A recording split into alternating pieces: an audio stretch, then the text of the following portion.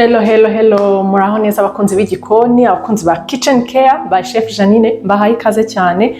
Nzanye agapirawu karyoshye. Ndashaka gukora ipirawu, ndumva nshaka ipirawu ariko irimo ibintu byinshi, irimo amakaroti, ibitunguru byinshi, amapoivro, inyanya, mbese ze kuba yoroshye atari yindi ikomeye, kiremo n'inyama. Maze iminsi nkora amapirawu atarimo inyama, ariko uyu munsi ndashaka gukora ipirawu irimo inyama, nkayirya yonyine, mbese nta mboga zindi ndi bukenere kwa ibintu ndi bushyiremo harimo karoti, harimo poivro, inyanya, seleri n'amapuwaro. Nkunda seleri na puwaro mw'abantu, biryoshye ibiryo. Niyo mpamvu rero ndi bushyiremo akanyama, nkashyiramo bino birungo byanjye byose. Ku muntu ushaka kujya akora agapirawu karyoshye, ngiye kwereka ibirungo bitatu by'ingenzi, n'ibindi byose waba utabifite. Ibi bitatu by'ingenzi bizaba bituma ukora agapirawu karyoshye. Icya mbere ni pirawu masara. Ntabwo nyine wakora ipirawu udafite pirawu masara, ntabwo ihenze, igura +5 niba atari 2. Ibirungo bisigaye byarahenze. Hanyuma ako ni ibintu byose da. Cumin powder cyangwa se ufite utubuto twa cumin ni sawa cyane. Ikindi kirungo cya gatatu ni curry powder. Curry powder murabizi ko n'ubundi ari ikirungo cy'umuceri, abantu benshi bagiye bakita simba mbiri ntuyibura mu ipirawu kizaba cyapfuye, uzaba wakishe. Ibi birungo bitatu ni ingenzi cyane ku ipirawu. Ibindi byose niba utabifite nta kibazo. Niba watogose umuceri gusa ukamenamo ibi birungo ukanyangizaho tufite hejuru, buri ipirawu. Rero uyu munsi ndashaka gukora irimo inyama, abantu benshi bagiye bayinsaba kandi nanjye numva twumva nyishaka. Mashaka umuceri urimo ka proteine.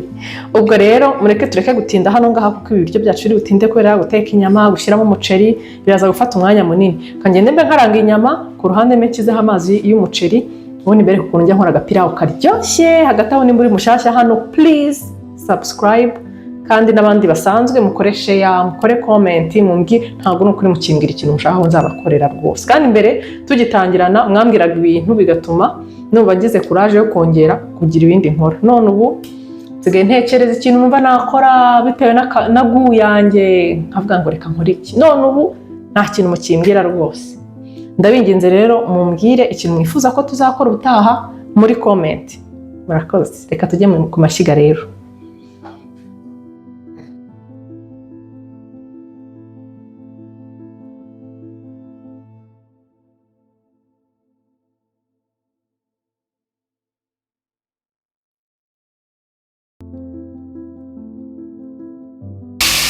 Iyo inyama maze kuzigaragura mu mavuta gutya, nshyiramo umunyu. Namara gushyiramo umunyu, nkasukamo amazi.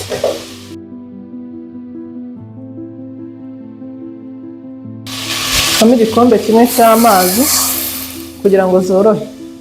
Ubundi nkapfundikira nkazihorera ariya mazi agakamamo. Noneho ku ishyiga rindi nkahita ntekaho amazi yo kuza gukoresha ku muceri. Nerekaho isafuriya. Uyu munsi ngiye gukora umuceri utageze ku kiro, ntabwo nshaka guteka mwinshi, ndateka wenda inusu n'akandi gace. Ubwo rero nta wundi gukoresha bya bikombe 3 by'amazi, njya nkoresha mu kiro cy'umuceri. Murabizi ko ikiro cy'umuceri nkoresha ibikombe 3 by'amazi. Iyo ari inusu nkoresha 2. Ubwo rero uko ari inusu n'irobo ngiye gukoresha 2 n'agace. Nuko njya mbibara njyewe. Kandi nsanga bihura neza ku bantu bakoresha umuceri w'umutanzaniya, ngo uroroha cyane kurusha iyindi. Ubwo rero ngiye gukoresha bya bikombe by'amazi bingana n'inusu. Ibikombe 2 n'igice biraza guhisha umuceri wanjye. Ndayacanira abire, kirazira gukoresha amazi atabize. Yacanira abire ubundi tuze kubona kuza kuyakoresha nyuma, ariko yabanje kubira. Inyama zacu zamaze gufata irange, yatangira gushyiramo ibirungo, y'amazi yakamyemo, birasa neza nk'iyo zahiye.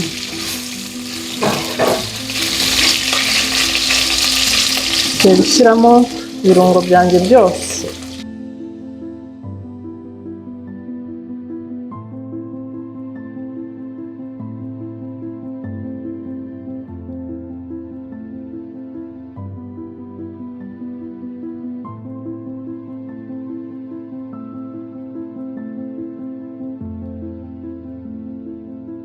Tubireke nabyo bisa n'ibishya. Muri duhita dushyiramo inyanya. Singirota bihiye.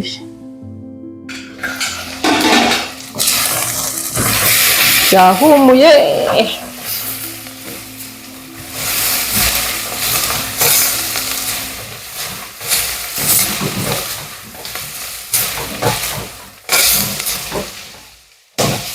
Ngiye gushyiramo inyanya, hanyuma dushyiremo inyanya na sesitomate ndi bushyiremo, niyo mpamvu noneho nshyizemo inyanya mbere. Ipirawu yanjye ntabwo njya nshyiramo sesitomate, tumishirira nkumva nabwo yahindutse. Ega sesitomate ntabwo iryoha, sinzi impamvu tunayikunda, bituma ibiryo bisa neza. Kandi ku ipirawu simba nshaka ipirawu isa umutuku, nshaka ijya gusa shokora ukuntu. Ubwo rero nishyiramo inyanya, nshyiramo agasoya sosi na biriya birungo byanjye, bikaba birabashye.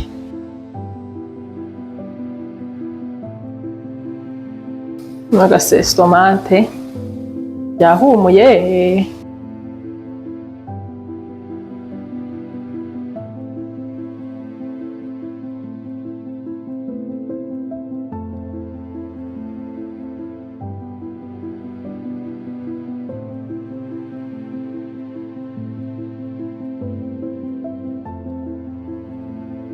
Kera inyama twarazicaniraga umwanya munini, none ubu zaroroshye. Kaniyegereza ibirungo ahubwo ntangire nshyiremo. Umuntu wambwiye ko ashaka ko mupimira ibirungo, kanze mbipime, gusa ntabwo nshatse sinanabipima kuko ibirungo buriya ni guyu umuntu. Hari ukunda byinshi akaba yumva yashyiramo byinshi, hari n'undi uba wumva yanagamo duke cyane two kugira ngo arangize umuhango wo guteka ibirungo. Ubwo rero nanjye sinkunda byinshi, nkunda ibiringaniye. Sinkunda nanone duke cyane tutumvikanamo. Abantu turatandukanye. Ikindi njye nkunda gushyiramo ibirungo nashyizemo umuceri.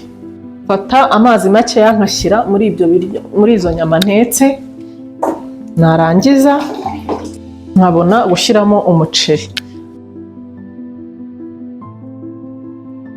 Ubundi nkashyiramo ibirungo n'umuceri ugafata ibirungo, nkabona kubihindurira muri ya safuriya natetsemo amazi.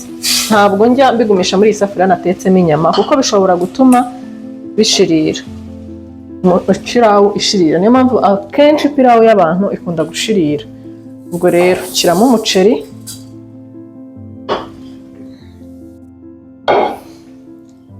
narangiza ngatangira gushyiramo ibirungo. Soya sosi uzakoresha ibiyiko 2 bya soya sosi, hanyuma turimerike uzashyiremo agace k'akayiko gato, ntabwo ikenewe cyane. Hanyuma ntabwo mfite beef masala uyu munsi, ndakoresha chicken masala, ariko ubundi beef niyo nagakwiye gukoresha. Akayiko gato. Hanyuma cumin nayo uzashyiremo agace k'akayiko, irapika. Black pepper uzashyiremo agace k'akayiko kubera nayo igira agasenda, kandi abenshi tuba dufite abana. Noneho tuzashyiramo na curry powder. Curry powder yo nshyiramo ikiyiko cyose, na pirawu masala ikiyiko cyose, kubera ari byo birungo by'ingenzi muri uyu muceri wacu.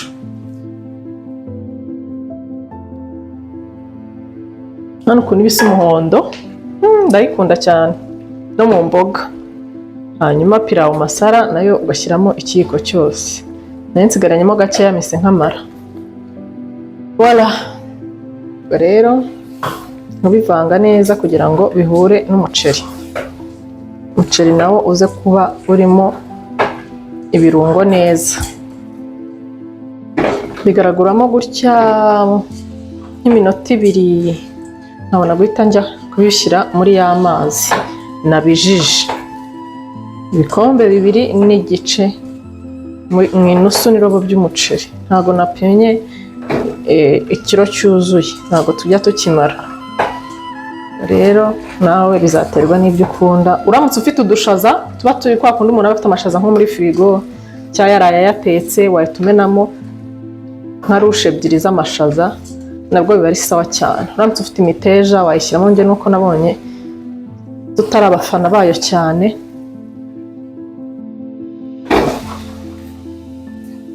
Ariko ubundi udushaza umuntu ahita tunagamo rwose. Uzambabere ubikore nubikora ufite amashaza, kuko nta mboga zindi turi buteke, ko harimo imboga se.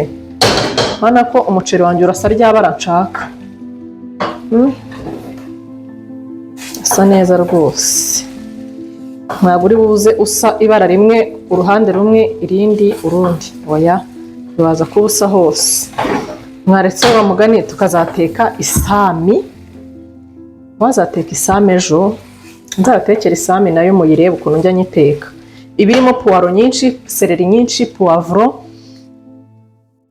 n'ibyo birungo akenshi, ubundi nkahita nshyiramo nanone cumin na curry powder. Ntabwo nshyiramo pilawu masala, ubundi nkawuteka gutya tu, ariko yo ntabwo nshyiramo inyama.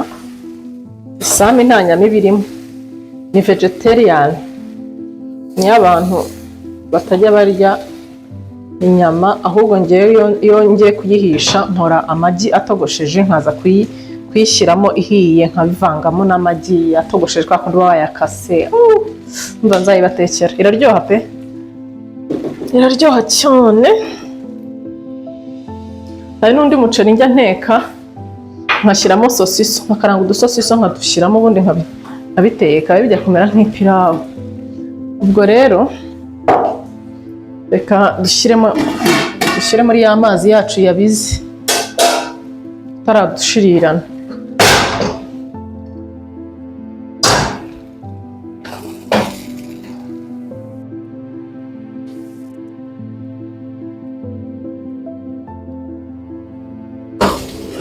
Bitangiye kuryoha bitarashya, kumva byaryoshye, nuba nakoramo.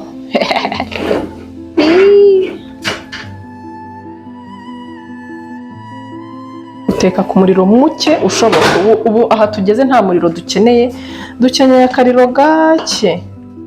Nasanze nta aluminiyumu mfite, kandi ubundi nkunda guteka uyu muceri mfite aluminiyumu ikazanamo icyokere. Niba ndi bushyireho iki, ese mfite agafukara,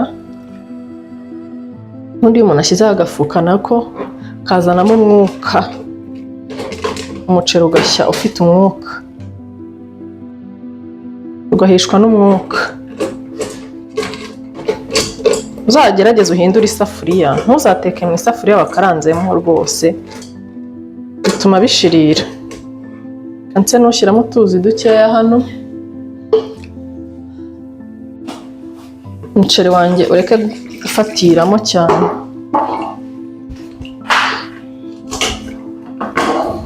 Ikindi, kongera amazi mu muceri rwose ni ibintu bya kera tukiri abana tutaramenya guteka.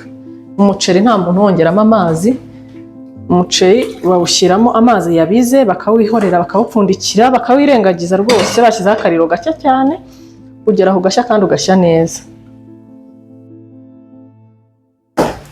Ubwo rero mureke tuwureke tuwupfundikire, tuwihorere.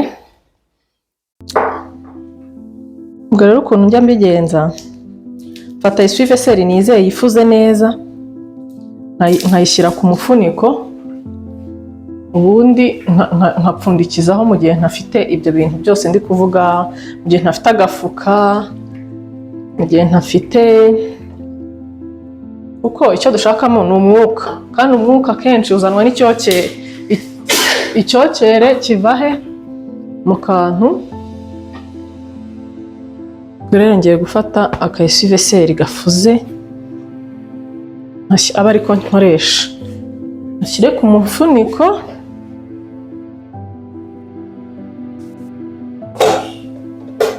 gasiveseri ariko katari gashyashya, mu dushyashya no. Noneho aba ariko mpfundikiza like this. Biratuma ipirawu yangiza ifite, nta kibazo ifite. Umuriro mukeya wa undi wa nyuma, nubwo ishyiga ni rinini, kanshyire ku gashyiga gato.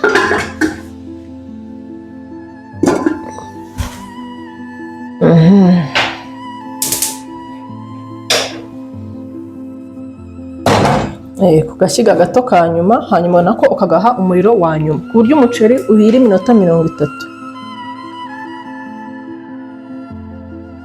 Voilà, ubu tugiye kwicara iminota 30, dutegereze umuceri wacu kushya, tumaze twanakarabye intoki kugira ngo duhite turya tuwukanda.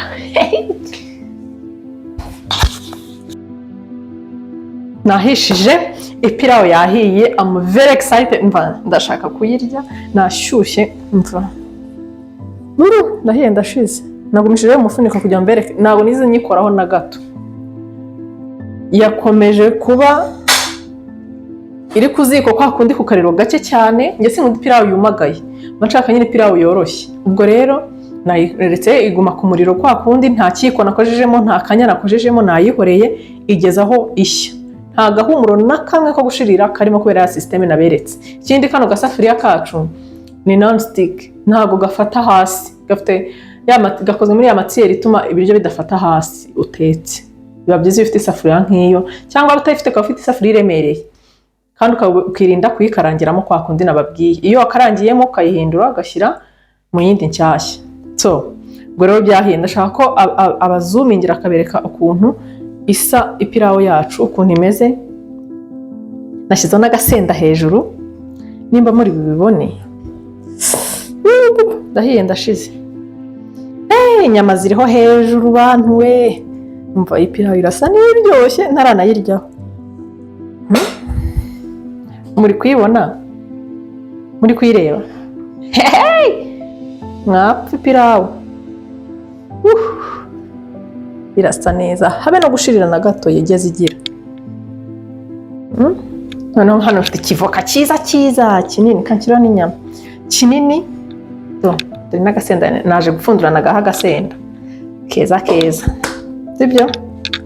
Hanyuma irashyushye imeze neza. Murabona ko abantu bajya bavuga ngo umuceri ngo w'ipirawu, umuceri wa Tanzania ngo ukora ipirawu mbise gute mukabyarana kutanashirira kushya neza. Buri gihe umuntu ajya gukora ipirawu akagura basmati cyangwa akagura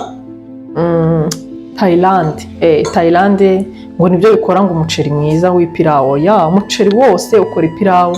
Nimba ukunda Tanzania giye ukoramo ipirawu, ukurikize zira procedure nakubwiye, uzajya uza umeze neza. Umuntu wese utameze neza, reka nkate kuri voka yanjye hano mfite nziza. Nyunda kurisha ipirawu avoka igabanya ibinure n'amavuta mabi mu bintu. Ubwo rero niyo mpamvu kubera ipirawu ifite ibirungo byinshi, nabarekomanda kujya muyirisha agasalade ka avoka. Umunsi nta mwanya nabonye kuyikoramo salade, ariko ndayishyiraho gutya bisanzwe.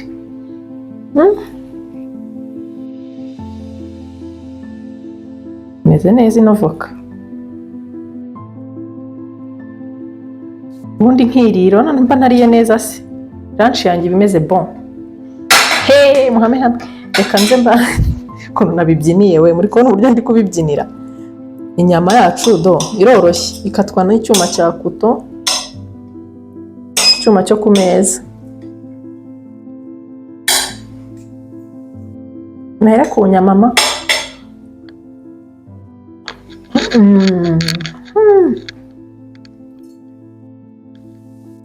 muri minsi ndi kwirinda amavuta menshi n'umunyu mwinshi.